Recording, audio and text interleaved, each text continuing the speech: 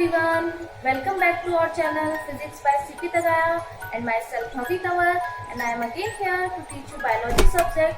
पिछली क्लास में आपने क्या पढ़ा था? पिछली क्लास में आपने पढ़ा था डिफरेंट डाइजेस्टिव ग्लैंड्स के बारे में, जैसे लिवर, बकल कैविटी, पेनक्रियाज और उनमें से कुछ एंजाइम्स के बारे में भी हमने बात की थी। आज हम उसी टॉपिक को आगे लेके चलते हैं कि कौन कौन से ऑर्गन्स हैं जो कौन से एंजाइम्स का सिक्रेशन करते हैं और एंजाइम का पर्टिकुलर हमारे डाइजेशन में क्या रोल होता है। ठीक है, तो आज हम पढ़ेंगे मैकेनिज्म ऑफ डाइजेशन। क्या है आज का टॉपिक? Mechanism of digestion. तो डाइजेशन से पहले एक और स्टेप होता है इजेशन।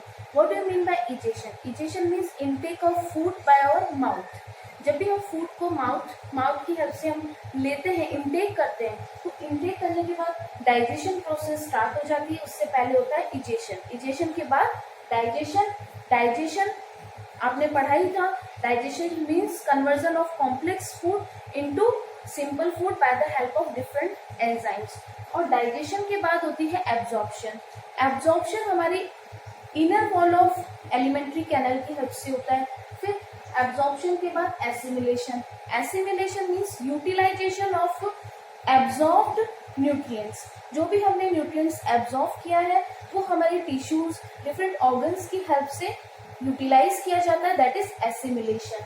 फिर उसके बाद हम पढ़ते हैं first step digestion in oral cavity. Means buccal cavity में आपने कल ही पढ़ा था डिफरेंट ग्लैंड्स।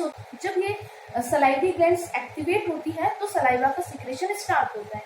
तो सलाइवा जब हमारे फूड के साथ मिक्स हो जाता है तो उस फूड को नाम दे देते हैं बॉलस। क्या नाम देते हैं?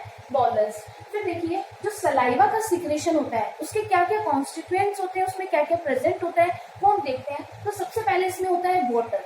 क्या होता है? वाटर, जो कि 99.8% होता है। फिर नेक्स्ट टाइलिन, फिर होता है लाइसोजाइम। तो टाइलिन का फंक्शन हम देखते हैं।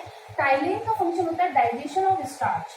Digestion of starch. जो वेल कुक्ड स्टार्च होता है, वेल कुक्ड स्टार्च वो 30% डाइजेस्ट हमारे बकल कैविटी में ही हो जाता है। ठीक है, तो टाइलिन का मेन रोल क्या हुआ? Digestion of starch. ये स्टार्च को कन्वर्ट करता है माल्टोज में। किसमें कन्वर्ट करता है? माल्टोज में। ठीक है, फिर नेक्स्ट एंजाइम है लाइसोजाइम। लाइसोजाइम का क्या फंक्शन होता है? It is antibacterial agent. क्या होता है? Antibacterial agent. मीन्स जो भी हमारी बकल कैविटी में माइक्रो ऑर्गेनिज्म होते हैं उसको कौन किल करता है? लाइसोजाइम। तो ये हो गया हमारा सलाइवा। सलाइवा में कौन कौन से कॉन्स्टिट्यूएंट्स होते हैं, उनका क्या रोल होता है। फिर उसके बाद में digestion in stomach. Digestion in stomach. अब स्टमक में एक टाइप की सेल्स होती है, जी सेल्स, जिनको हम गॉबलेट सेल्स भी बोलते हैं। कौन सी सेल्स? Goblet cells. और उन गॉबलेट सेल्स से गैस्ट्रिक जूस का सिक्रेशन होता है। किसका? Gastric juice. तो जब ये बॉलस गैस्ट्रिक जूस के साथ मिक्स हो जाता है तो वो कहलाता है काइन। क्या कहलाता है? काइन। मीन्स ये बॉलस कहाँ से आया? बॉलस मीन्स जब फूड के साथ सलाइवा मिक्स हो जाता है तो बॉलस बन जाता है। फिर उसके बाद बॉलस जब गैस्ट्रिक जूस के साथ मिक्स होता है तो वो बन जाता है काइन। ठीक है, अब देखते हैं हम गैस्ट्रिक जूस में क्या क्या कॉन्स्टिट्यूएंट्स होते हैं। गैस्ट्रिक जूस में सबसे फर्स्ट होता है वाटर। वाटर मेजर क्वांटिटी में होता है 99.5%। इसी तरह सलाइवा में भी हमने देखा था 99.8%। तो क्या होता है? वाटर। फिर यहाँ पे वाटर के बाद आता है म्यूकस। अब ये म्यूकस जो कॉन्स्टिट्यूएंट्स हैं वो भी डिफरेंट टाइप के सेल से सीक्रेट होते हैं। जैसे म्यूकस सीक्रेट होता है नेक सेल्स की हेल्प से, बाय नेक सेल्स, बाय नेक सेल्स। ठीक है, अब म्यूकस का क्या रोल होता है? Lubrication of food. Lubrication of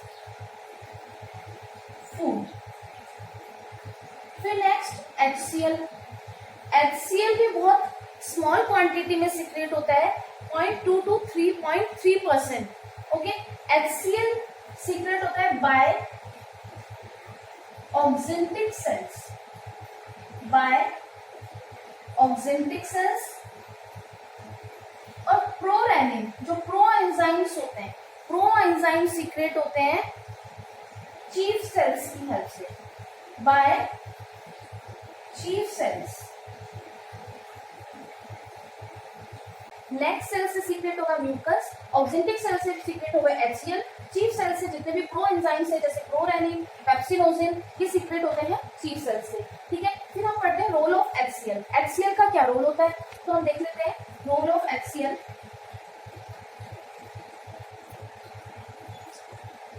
first role of HCl is create acidic medium, create acidic medium in stomach। second role, it is antibacterial agent,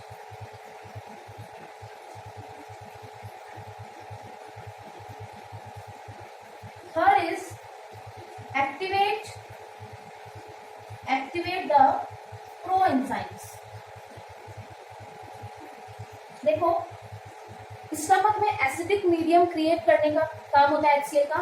second function होता है antibacterial agent, means stomach में जितने भी harmful micro organism होते हैं उसे किल करने का काम करता है। फिर नेक्स्ट एक्टिवेट द प्रोएंजाइम्स, प्रोएंजाइम जैसे प्रोरेनिन, प्रोरेनिन को रेनिन में कन्वर्ट करता है, पेप्सिनोजिन को पेप्सिन में कन्वर्ट करता है, इस तरह प्रोएंजाइम्स को एक्टिवेट करता है। फिर देखते हैं हम प्रोरेनिन। प्रोरेनिन सबसे पहले HCl की प्रेजेंस में एक्टिवेट होता है रेनिन में। रेनिन केसीन प्रोटीन को कन्वर्ट करता है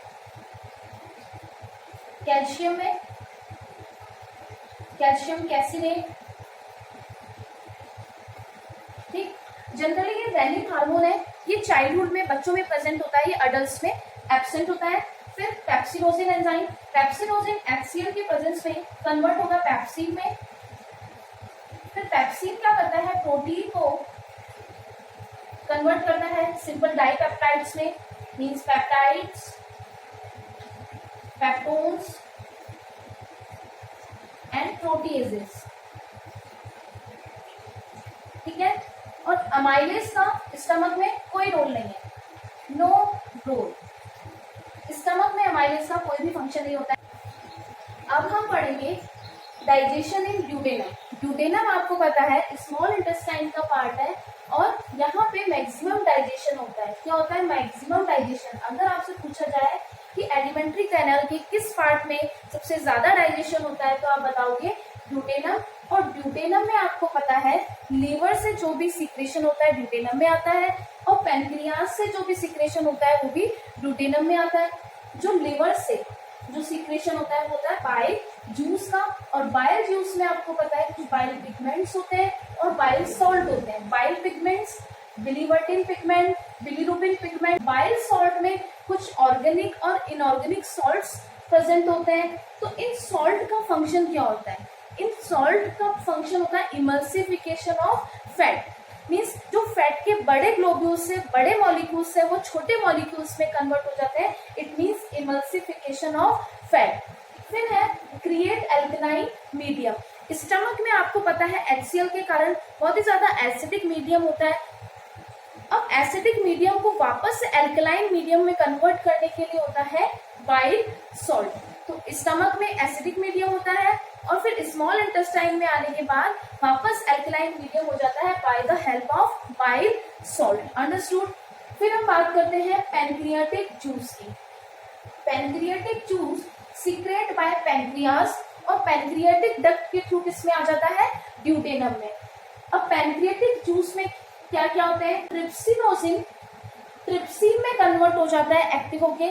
अब ये एक्टिव किसकी हेल्प से होता है, एक एंजाइम होता है enterokinase. Enterokinase means trypsinogen enterokinase enzyme की प्रेजेंस में ट्रिप्सिन में कन्वर्ट हो जाता है। काइमोट्रिप्सिनोजिन ट्रिप्सिन की प्रेजेंस में काइमोट्रिप्सिन में चेंज हो जाता है।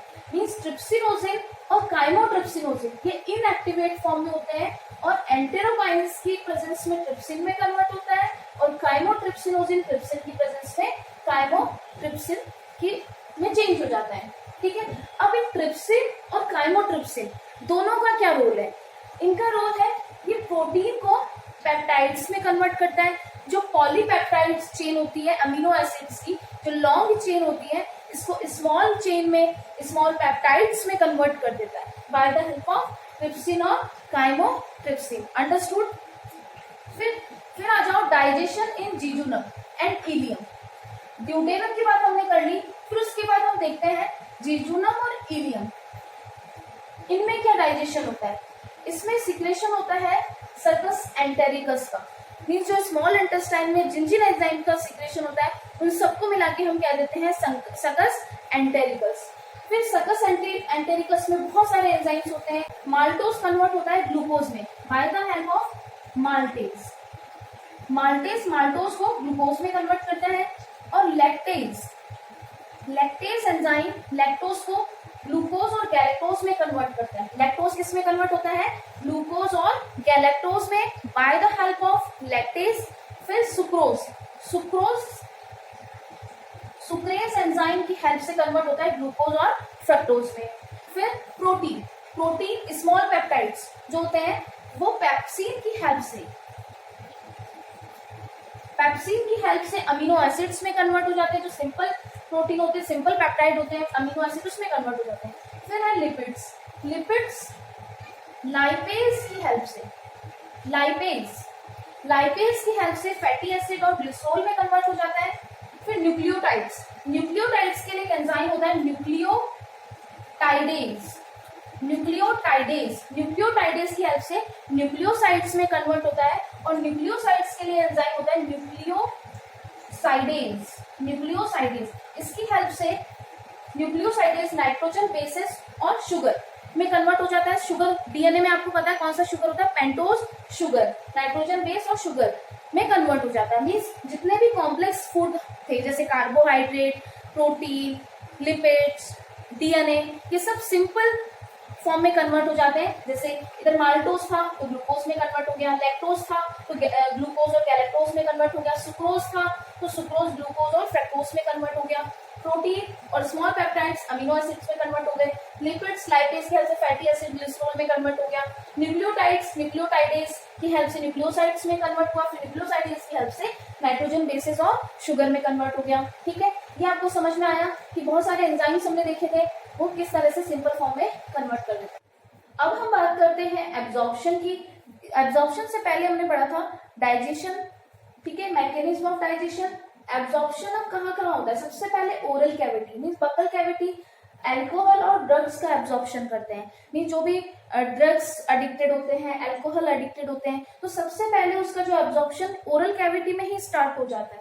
ठीक है, फिर स्टमक, ओरल कैविटी के बाद स्टमक आता है। स्टमक में वाटर का एब्जॉर्प्शन होता है, शुगर का एब्जॉर्प्शन होता है, ड्रग्स का, बक्कल कैविटी में भी ड्रग्स का एब्जॉर्प्शन होता है, जो बच जाता है उसका स्टमक में भी होता है, कुछ सॉल्ट्स का एब्जॉर्प्शन होता है, अल्कोहल का एब्जॉर्प्शन भी स्टमक में होता है। फिर स्मॉल इंटेस्टाइन में भी आपने डिफरेंट पार्ट्स देखे थे, ड्यूडेनम, जीजुनम और इलियम। तो स्मॉल इंटेस्टाइन में सबसे मैक्सिमम एब्जॉर्प्शन होता है। अगर पूछा जाए मैक्सिमम एब्जॉर्प्शन कहाँ होता है तो स्मॉल इंटेस्टाइन में। और स्मॉल इंटेस्टाइन के भी कौन से पार्ट में मैक्सिमम एब्जॉर्प्शन होता है तो आप बताओगे जीजुनम। क्या होता है, जीजुनम। तो इसमें glucose, fructose, fatty acid, glycerol, amino acids, इनका एब्जॉर्प्शन होता है। ड्यूडेनम में स्पेशली आयरन और कैल्शियम का एब्जॉर्प्शन होता है। जीजुनम में सबसे ज्यादा एब्जॉर्प्शन होता है, तो बहुत सारे जैसे ग्लूकोज, फ्रक्टोज, फैटी एसिड, ये जीजुनम में भी इसका एब्जॉर्प्शन होता है। और इलियम में specially vitamin B12, bile salt, इनका एब्जॉर्प्शन होता है। फिर लार्ज इंटेस्टाइन में बहुत कम एब्जॉर्प्शन होता है, वाटर का एब्जॉर्प्शन होता है, जो बचे कुछ मिनरल्स होते हैं उनका एब्जॉर्प्शन हो जाता है, और बचे कुछ ड्रग्स का एब्जॉर्प्शन भी लार्ज इंटेस्टाइन में होता है। ठीक है, अंडरस्टैंड। तो स्टूडेंट्स, आज आपने पढ़ा डाइजेशन के मैकेनिज्म के बारे में कि डाइजेस्टिव सिस्टम के कौन कौन से पार्ट से कौन कौन से एंजाइम्स रिलीज होते हैं और उन एंजाइम्स की हेल्प से किस तरह से कॉम्प्लेक्स फूड सिंपल फूड में कन्वर्ट हो जाता है। और बहुत ही इजी वे में आपने इस टॉपिक को पढ़ाया है। तो आई होप कि आपको ये सब समझ आया हो और आप इजीली इन सब चीजों को लर्न कर सकते हैं। अगर आपको मेरी ये वीडियो पसंद आई है तो प्लीज लाइक, शेयर और कमेंट करें और सब्सक्राइब करना ना भूलें। Thank you everyone for watching my video.